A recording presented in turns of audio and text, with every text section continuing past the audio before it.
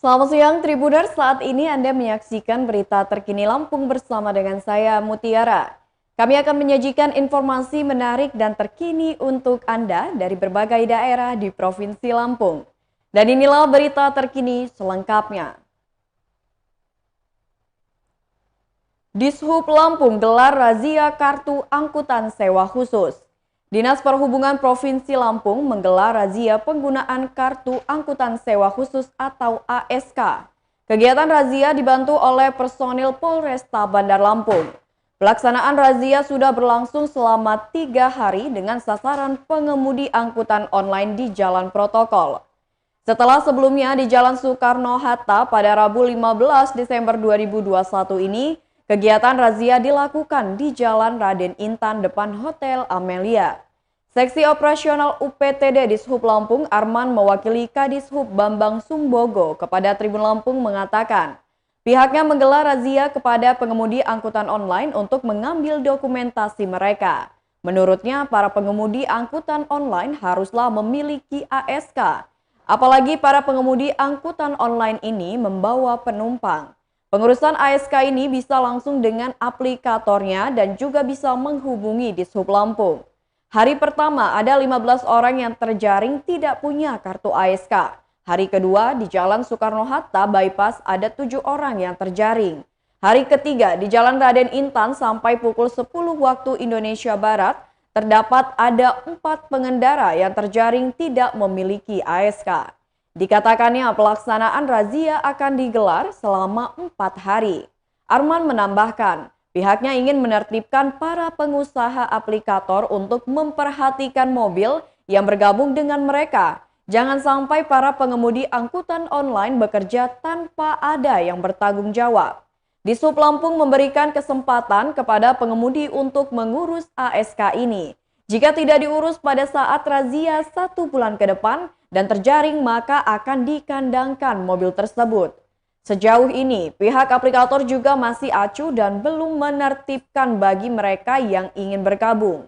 Karena setiap pengemudi online harus memiliki kartu ASK. Tanpa ASK ini Dishub tidak tahu berapa jumlah driver online tersebut. Syaratnya untuk memiliki kartu ASK ini harus bergabung dengan aplikator terlebih dahulu. Bagi yang sudah diperiksa ada stiker ASK di kendaraannya. Pengemudi angkutan online Eko mengatakan bahwa dirinya memang salah belum memiliki kartu ASK tersebut. Segera akan diurus ASK tersebut dan sangat baik razia ini untuk menertibkan kendaraan yang benar-benar mencari rezeki dari angkutan online.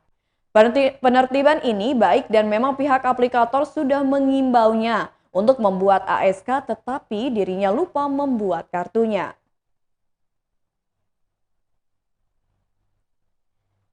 Berita selanjutnya, 3 spesialis pembobol konter di Pringsewu ditangkap, 1 pelaku masih di bawah umur. Pengungkapan perkara pencurian dengan pemberatan di wilayah hukum Polsek Pringsewu Kota bermula dari laporan korban. Korbannya bernama Sopan Rois berusia 31 tahun, seorang pengusaha konter HP di Pekon Tanjung Anom, Kecamatan Ambarawa, Kabupaten Pringsewu. Sopan melapor ke Polsek Pringsewu Kota karena konter miliknya dibobol maling pada Kamis 2 Desember 2021. Kapolsek Pringsewu Kota Kompol Ansori mengungkapkan, pencurian itu diketahui oleh orang tua korban yang melihat pintu konter sudah terbuka pada pagi buta. Lantas orang tua korban memberitahukan kondisi pintu konter tersebut.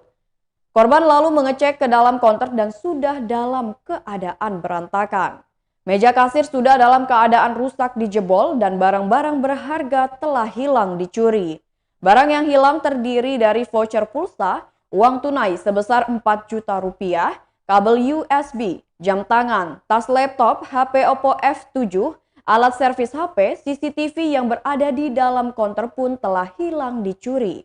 Atas kejadian itu, petugas Polsek Pringsewu Kota melakukan penyelidikan dan berhasil mendapat identitas para pelaku, lantas melakukan penangkapan terhadap para pelaku pada Rabu 15 Desember 2021 sekitar pukul 1:30 waktu Indonesia Barat.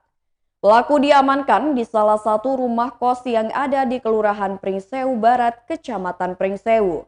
Sebelumnya diberitakan unit Reserse Kriminal Polsek Pringsewu Kota bersama Tekap 308 Polres Pringsewu mengamankan 3 pelaku pencurian dengan pemberatan yang cukup meresahkan di wilayah Bumi Jejama Secancanan.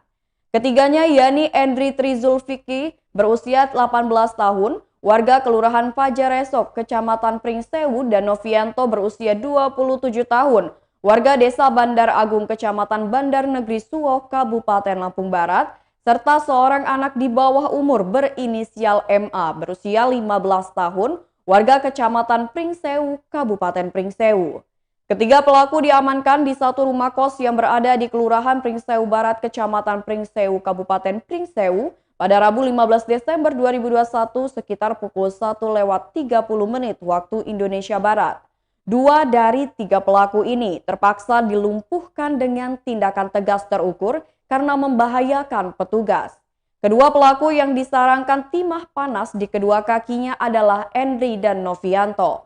Kapolsek Pringsewu Kota, Kompol Ansori mengungkapkan, pihaknya terpaksa melumpuhkan karena membahayakan petugas. Mereka menggunakan senjata tajam yang membahayakan petugas kepolisian sehingga dilakukan tindakan tegas terukur. Kini para pelaku dijebloskan ke sel tahanan Mapolsek Pringsewu Kota untuk mempertanggungjawabkan perbuatannya. Mereka pun harus merasakan pengapnya sel tahanan Mapolsek Pringsewu Kota.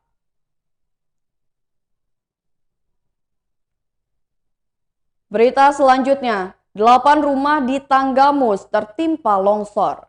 8 rumah warga Pekon Batu Patah, Kecamatan Kelumbayan terkena longsor. Menurut Kapolsek Limau AKP Oktavia Siagian, longsor terjadi pada Rabu 15 Desember sekitar pukul 5 waktu Indonesia Barat. Di lokasi tersebut sudah terjadi hujan deras sejak pukul 1 waktu Indonesia Barat. Ada 6 titik longsor, diantaranya mengenai rumah warga. Akibat dari longsor ini, korban jiwa nihil. Ia menambahkan meski begitu ada kerugian materi dampak dari longsor tersebut. Kerugian itu terjadi pada 8 rumah warga yang rusak. Kerugian materi berupa kerusakan bangunan rumah. Babin Katimnas, masyarakat, dan instansi terkait membantu membersihkan rumah yang terkena longsor tersebut. Untuk rumah warga yang rusak yakni milik Roma, kerusakan rumah 50%, kondisi rumahnya papan, kerugiannya sekitar 10 juta rupiah. Di rumah itu dihuni oleh 4 orang. Lalu ada rumah milik Giman, dihuni oleh 3 orang. Kerusakan rumah 10% berbentuk semi permanen dengan kerugian sekitar 5 juta rupiah. Lalu rumah milik Anan, dihuni 3 orang, kerusakannya 10%. Bangunan semi permanen kerugian sekitar 6 juta rupiah. Rumah Saidi dihuni oleh 2 orang dengan kerusakan rumah 10%, bangunan semi permanen dan kerugian mencapai 6 juta rupiah. Lalu rumah Parno dihuni oleh 4 orang, memiliki kerusakan 20% dengan bangunan rumah papan, kerugiannya sekitar 5 juta rupiah. Lalu ada rumah Kasiman, dihuni oleh 4 orang dan memiliki kerusakan rumah 10% dengan kondisi rumah papan. Kerugiannya mencapai 5 juta rupiah. Lalu rumah Haryanto, kondisi rumah kosong karena baru pindah, kerusakannya mencapai 20%.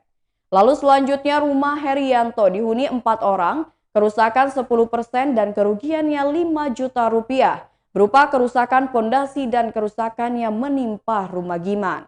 Oktavia juga menambahkan infrastruktur umum juga terkena dampak longsor berupa beberapa titik jalan Pekon yang longsor. Gorong-gorong jalan lintas akses ke Pekon umbar dan paku nyaris putus.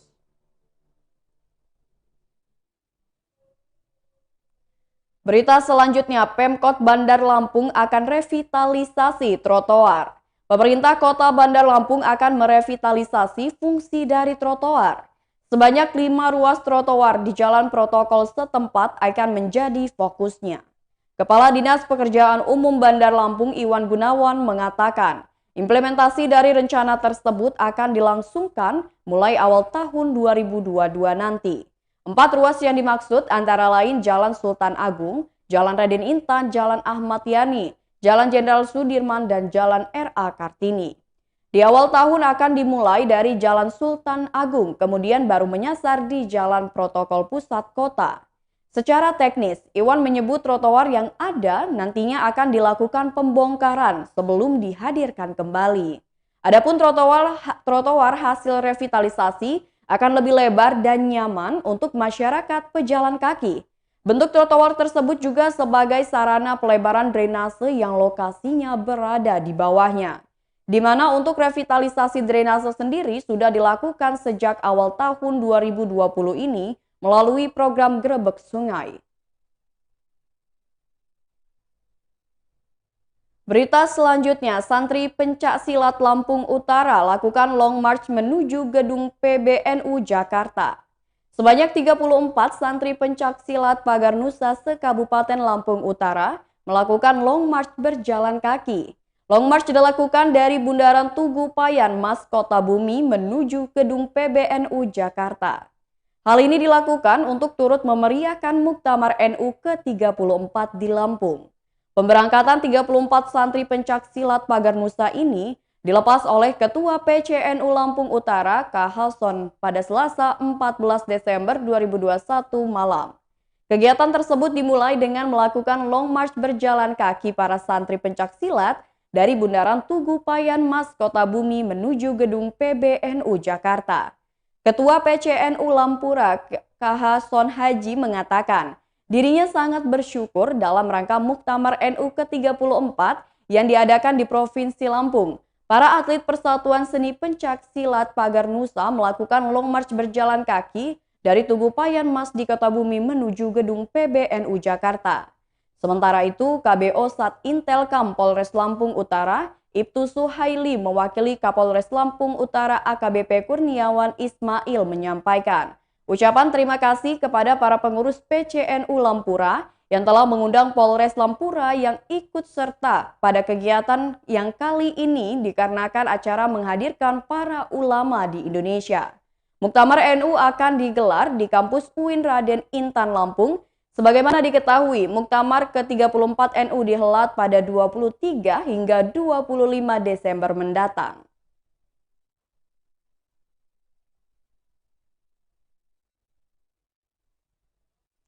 Berita selanjutnya, Kades Simpang Pematang serahkan senpi rakitan milik warganya kepada polisi. Satu pucuk senjata api rakitan milik warga desa Simpang Pematang diserahkan kepada pihak kepolisian pada Rabu 15 Desember 2021. Adapun polisi yang bertugas adalah Babin Kamtipmas Desa Simpang Pematang, Kecamatan Simpang Pematang, Kabupaten Mesuji, Brigpol Agus Sudirman. Dalam penyerahan senpi rakitan kepada Brigpol Agus Sudirman, Kepala Desa Simpang Pematang Abu Sali yang menyerahkannya. Sebab menurut Agus, warga yang memiliki senpi rakitan tersebut tidak mau disebutkan namanya. Ini merupakan hasil dari usaha petugas yang selalu memberikan pengarahan dan pendekatan kepada warga masyarakat bahwasannya memiliki senjata api rakitan itu melanggar hukum. Oleh karena itu, pihaknya berharap kepada masyarakat yang masih menyimpan senjata api rakitan untuk menyerahkannya secara sukarela kepada aparat kepolisian. Lebih lanjut, Agus menuturkan bahwa apabila senjata yang dimiliki warga dapat diserahkan maka tidak akan diproses secara hukum. Tetapi bila nanti ada operasi yang menyangkut senjata api rakitan, maka siapa saja yang tertangkap akan diproses secara hukum aturan yang berlaku.